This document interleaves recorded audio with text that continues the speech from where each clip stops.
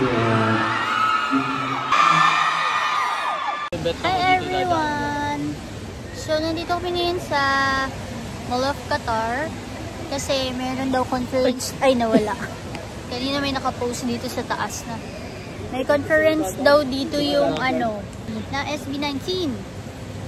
So, ayan, ito yung fan siya ng SB19. Ako hindi pa, kasi hindi ko pa sila nami-meet. So, ngayon, tignan natin kung magiging fan ako or what. Pero manonood kami ng concert nila tomorrow. Ngayon, nandito kami sa conference muna nila. And let's see kung anong mangyayari. And ipapakita ko sa inyo kung anong itsura ng lugar ng conference nila. So, sa mall to, loob to ng mall. And dito sa loob ng mall, may malaking ano. Hindi man pala malaki. May stage dito sa gitna ng mall. Yun, baka dito sila magsasasayaw, I think. Conference na. Madami-dami ng mga Pinoy dito. So, pag conference, di sila magpe-perform. Wala lang. Ganun. So, yun lang naman. Pakita ko muna sa inyo yung lugar. Ito yung itsura. Tapos, dyan siguro sila. Yan. Stage na kasi yan eh. Yan o, yung bakante na yan. And marami na din guards na nakapaligid. Marami na din Pinoy. So, let's see how excited are you? Okay lang. Matagal pa eh. Ilang hours pa. Oo pala. Ano, 3 hours sabi, pa. 7 PM daw darating dito yung SB19. And time check is 4:48. Di kita. Pero Ayun, nandito na kami kasi mamaya madami ng tao dito for sure. And mahirapan kaming pumwesto. 6, 7, 2 hours. 2 hours na lang. Pero okay na yan. Baka mapuno na dito, tapos hindi na niya makikita. Sad na siya. Tapos meron pala siyang dalang ano. Ano ba tawag dyan? Photo card. Ayan, may dala siyang ganito. Hindi ko alam. Ano gagawin? Babato mo ba ito sa kanila? I don't know. Saan naman na pwedeng ipapirma? Pipirma. No. Pipirma daw. No. Kung sino man kayo, pirmahan nyo naman to para sa kapatid ko. Ito, mukha siyang madre. Ito, kamukha niya din si Jesus. Para siyang ganyan. Kasi tinan mo, oh. Ewan ko, yung settings ng photo, parang Si all buff yan, man. sinaunang Si all buff yan. mga tao. Pero, ano, mga gwapo sila. Bakla ba to? Bakla. Ito, yung naka, ano, parang madre. Si Ken yun. Yan. Si Ken yun. So, dadali niya daw doon mamaya sa stage. Paano ka akit sa stage? Hindi mo sure. Hindi mo nga sure kung mapunta ka or not. Or baka mag-approach sila dito. This is urgent? Pipirma sila? Yes, so. Meron din silang member na cartoons. Ha?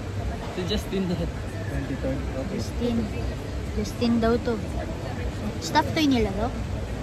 Hindi. Hero no. Anong Parang hero, no? ano, pangkokok gan. Okay. Tapos ito yung pangalan nung ano nila concert daw. Sa Simula at wakas sa Philippine Arena. Pumunta siya doon 2 times ba? Hindi. One time lang, tapos second day. Yun. Tapos yung isa ko namang kapatid, pumunta siya 2 times dun sa concert. So, ayan, dahil kaya kami nandito, kaya ako din, bumili din ako ng ticket for tomorrow's concert. Kasi masyado akong naka-curious bakit sila nagwawala. Pagka naririnig nila yung SB19. Yan. So, tignan natin. Malay mo, maging fan din ako. Kung ngayon pala, ang hirap pala, paano ako mag-video? Kasi dito sa Qatar, guys, kung nanonood kayo ng mga vlog ko or what, di ba lagi ako nag-iingat kapag nag-video ako dito sa Qatar? Kasi bawal ka makapag-video nang may nakikitang muka ng tao, tas walang consent, tas ipopost mo. Baka mamultahan ako ng 100,000 riyals, tapos makulong ako. So, hindi ko alam pa paano ako mag-video ngayon, kasi dumadami na yung tao. Actually, halos lahat ng dumarating dito is puro mga Pinoy. Ayun. I think kailangan mo lang mag-focus din sa goal mo. Hindi, paano ako makakapag-vlog, diba? Kung hindi yun man makikita, kasi may mga tao sa kapaligiran. Kailangan ma-i-blur ko, pag bin-blur ko, hindi yun na makikita. Bakit pa binidyan? Ay, meron pala akong istoryahe sa inyo. So, nung nalaman ko na magka-concert dito yung SB19, since nga nako-curious ako sa kanila, inabangan ko yung VVIP tickets nila. Tapos, nung binalita na open na yung VVIP tickets, talagang nakaabang ako sa website.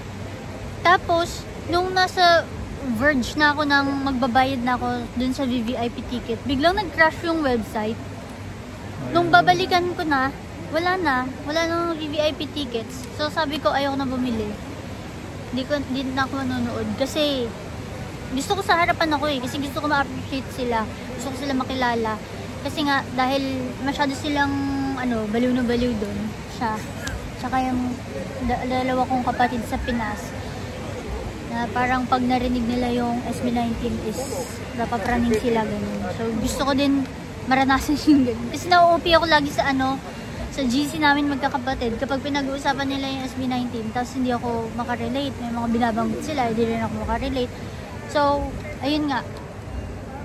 Hindi ko na tinuloy mag-buy ng tickets kasi nga, tinamad na ako. Gusto ko nga, sa harap na harap ako. Which is hindi natupad. Tapos, kanina talaga, may nagbenta sa akin ng ticket. Legit naman siya, nagtinda sa akin ng ticket. Siguro hindi na siya pupunta dun sa, tapos sakto naman na 3 yung tickets na binibenta niya.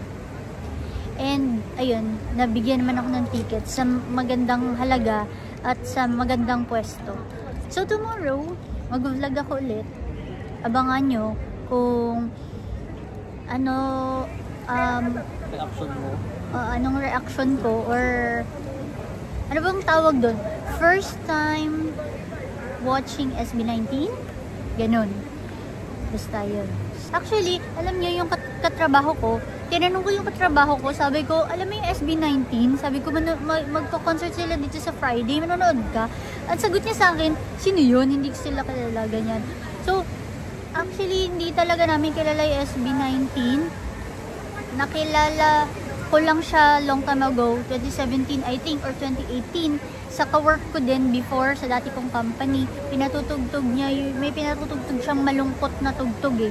Tapos sinasabi niya na sobrang ganda daw yung boses ng mga yun. Basta sad song siya. Tapos pinatutugtog niya, sinasabi niya, sobrang galing niya itong SB19 na to. Grabe yung vocal eme nila. Shout out pala kay Eman. Si Eman yun, nasa Canada na siya. Siya yung nagpakilala sa akin dati sa SB19. Pero hindi ko pinansin kasi nga hindi mo mahilig sa ganyang tugtugan. Ang hilig ko talaga is mga banda. So, ayun. And then, years pass, biglang yung kapatid ko nga sa Pinas, na parang lagi ko naririnig na sa kanya yung SB19, tapos may mga sinasabi siya mga pangalan, all bap, gumaganon siya. Tapos, ayun na.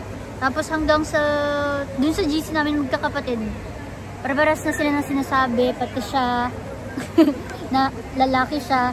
Pero sabi ko talagang nagiging fan kayo ng SB19, gano'n. So, yan. So, sobrang curious ko. Ito, pupunta tayo dito ngayon. Although, pakinggan ko na din sila this past few days kasi nga, pupunta ako ng concert nila. And, syempre, kailangan, diba? Kailangan kong pakinggan para makakonect ako dun sa, sa concert. Guys, tinaas na nila itong, ano ba tawag dito? Yung screen. Diba kanina kung napansin nyo, parang ang liit lang niya, ganito lang yung kanina ng binidyohan ko. Ngayon, tinaas na nila. Pagtanto namin na pumwesto na dito kasi dumadami na yung mga tao. And mamaya wala na kami mapupwestohan. SB19, nakikita nyo ba itong mga tao dito? 2 hours pa lang, nakatayo na sila dito. Tapos may ano dito, may pa-fountain. Tatalon kaya sila dyan mamaya. Feeling ko kami lang yung may kami lang yun nandito na hindi namin kilala, ba't kami nakatayo dito. Siya lang sinamahan namin. Tapos, sabi ng katabi namin kanina, parang yung isang member yata nandun sa Starbucks, nagkakape ata. Ewan ko, yung iba daw nagpa-picture na dun. Kasi sabi ng isa kaninang babae, nagsalita siya dito, sabi niya, guys, sinong ano ni ano, ganyan. Nandun siya sa Starbucks, ganyan.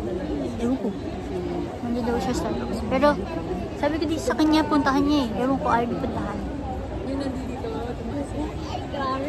Dami ng people, guys. Nagsisigawan kaya sila dito sa lumabon. Paano pag may prayer? Paano sila sisigawan?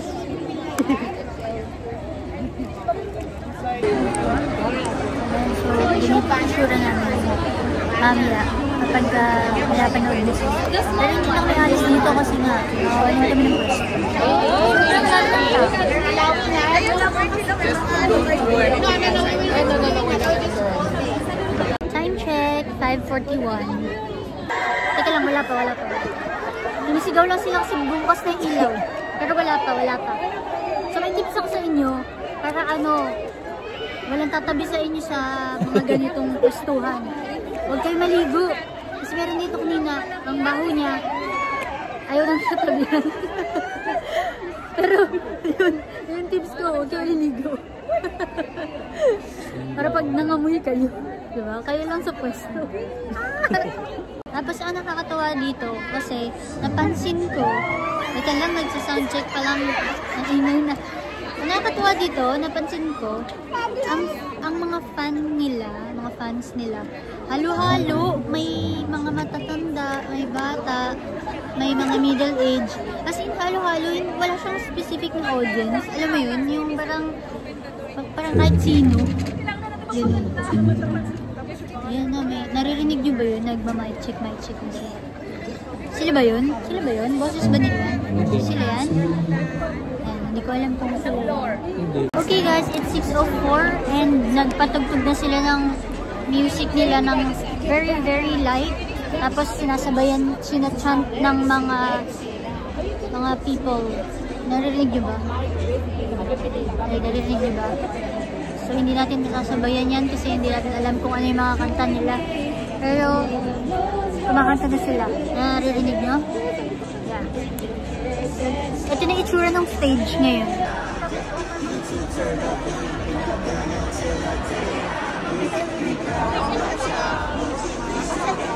So, nag-ready na sila ng mga sulat-sulat para makita yata sila ng mga artista. Ayan. Nilagay na rin nila yung mga picture dito. Ayan. Ang tagal. Yung varicose vein ko, baka namumutok na. Teka, ano na? Time check. 6:15. Umaga daw. Umaga. My God!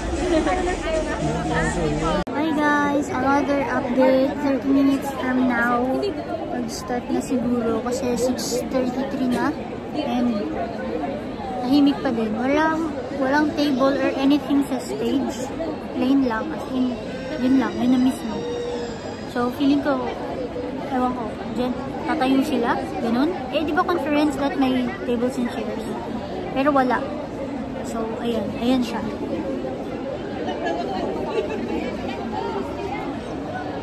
And, yan. Super dami ng tao. Nahiya ko itaas yung camera ko kasi mahanap sila. Ayun.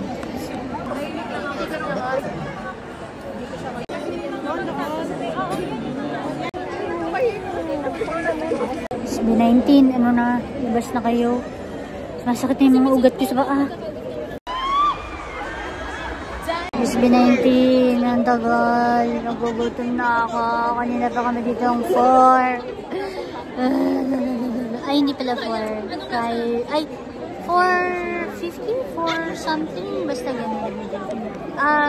Before 5, nandito na kami. Ang tagal na namin nandito. Lumabas na kayo. 5 minutes before 7. Bakit parang walang nangyayari? I mean, walang mga sound or anything.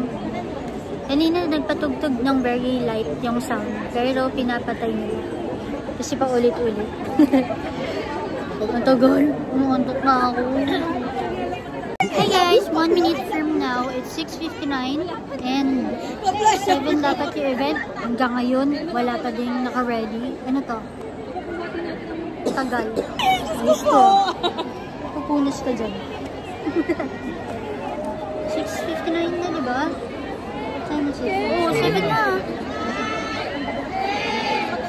Bakit sila nag-countdown? Wala naman countdown. 7 na. 7 na, guys. 7 na.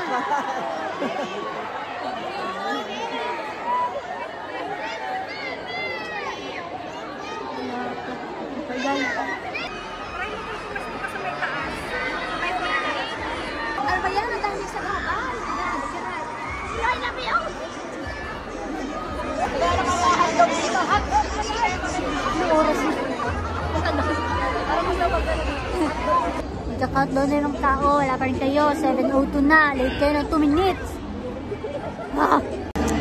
Why too much taking time? SB19. Parang mahirapan sila makapasok Alam pag niyo ba to? gano'n Alam sila. niyo ba to, ha? Why too much taking time?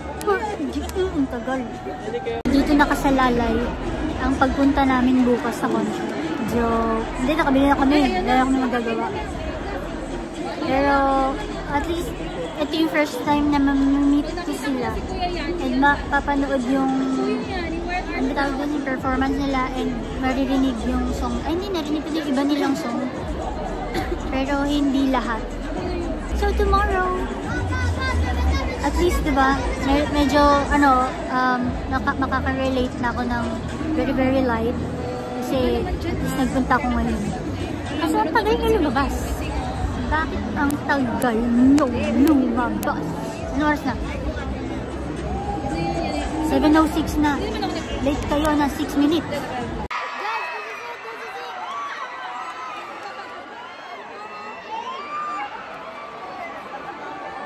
So, may lumabas na dito na mga, I think, dancer yata. Ayun o. The Powerhouse SB19. Guys, it's getting started. So, nagpapalabas sila dito sa screen. Ayan. So, sa tingin ko lalabas sila in a moment dito sa stage.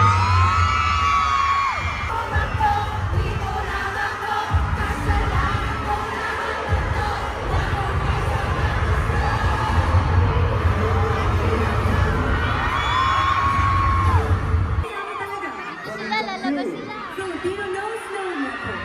Iggy Garcia. Mega by heart. Oh yeah. And the boys are ready and raring to go to meet and each and every one of you here tonight. Show, right, Billy? Yes, and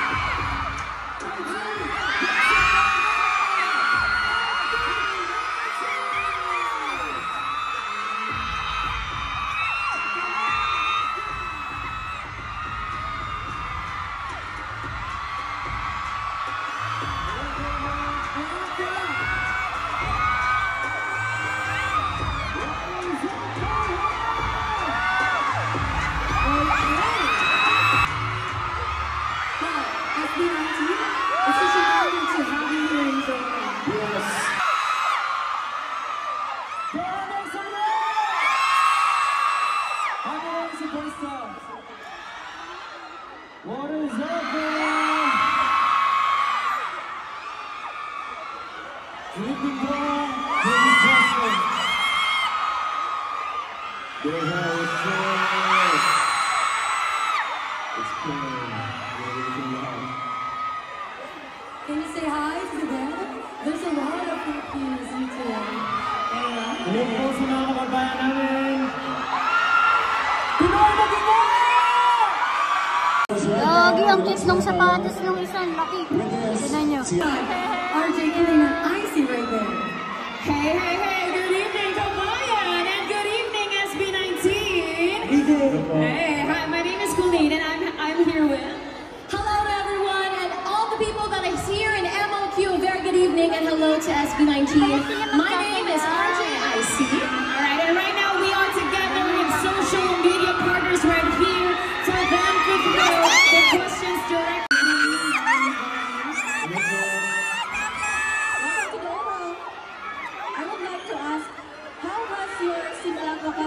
been so far? And what makes Qatar special for you? Thank you.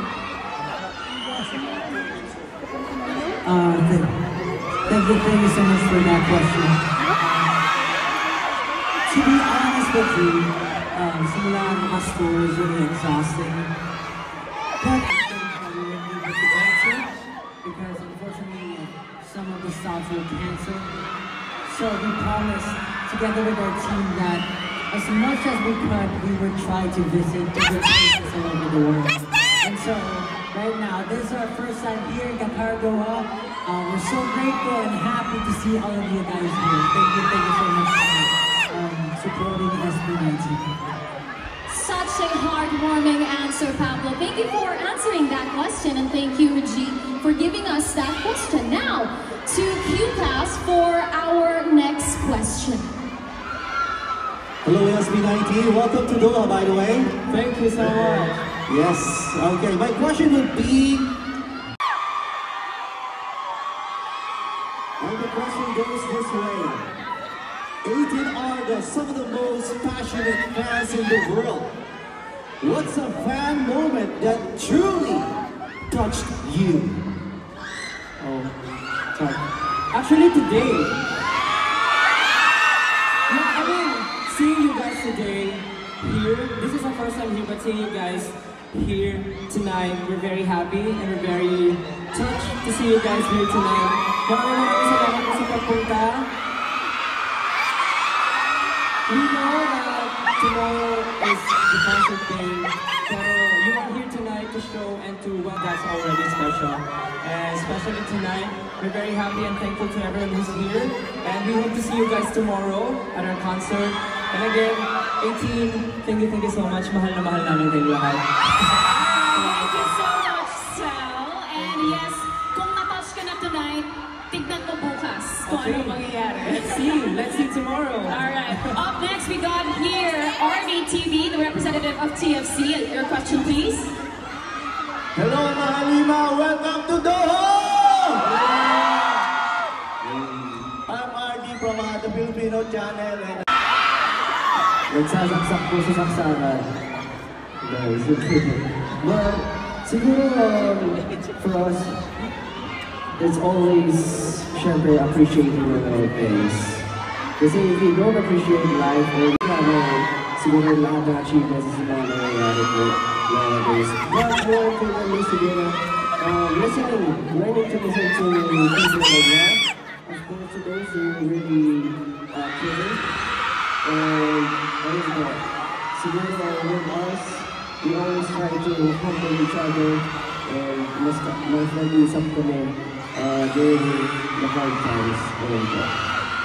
Such a great answer, Josh. Thank you for that. An amazing answer. Now we have to move on to our next social media partner. Fabanica, what's your question? With all the good things that they do, helping people, help us achieving the goals for the Filipino music. Yeah, kaharian, it's for everyone. Thank you. Thank you, Alright, so nakikita nyo naman na yung kaharian nyo dito sa Doha. Hi, SB19! Welcome to Doha, Qatar! And Atisana, Eknan! Many guys, naglalakbay sa mundo ng mga tao. My question is, what's one thing that you've learned from your international fans that inspires your music?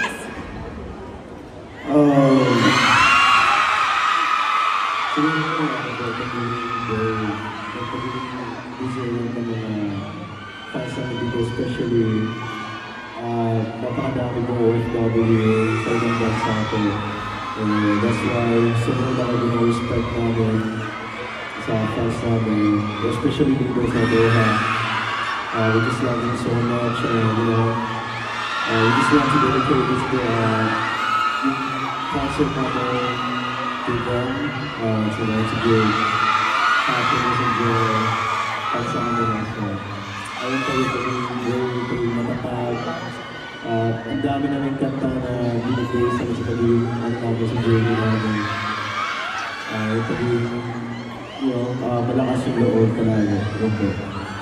Thank you, Ken, for answering that question. I am very sure that all of our 18 fans feel that love and respect. Now, moving on to our next social media partner. Give it up for Hazel in Qatar and her question. Hello, SB19. Welcome to Doha, Qatar. Hello, I'm Hazel of Hazel in Qatar. Here's my question. What's the first thing that came to your mind when you heard you'd be performing here in Doha, Qatar? Siyempre po masaya. Katulad po ng promise namin, katulad sinabi ko kanina, nag-promise kami na as much as we could, we would visit the countries and the people na hindi namin napuntahan. Lalo na dito sa Qatar, this is our first time here, so very excited kami mag-perform in front of all of you. Yung mga pasabog bukas. Kasi na, dapat manonood kayo lahat, walang lalabas na hindi bumili ng ticket. Pero yun, I just wanna say, maraming salamat kasi po, first time namin, nakita pagtanggap nyo sa SM9. You're welcome, you're welcome. Sa lahat po ng 18 na nandito ngayon, gusto po namin magpasalamat for supporting us, for always cheering for us and listening to our music. We love you guys. Maraming salamat po. We hope to see you tomorrow at a concert sa Qatar National Convention Center. Sa mga hindi pa po nakakabili ng tickets, you can still buy tickets. Yeah, see you tomorrow guys. Maraming salamat po. Okay.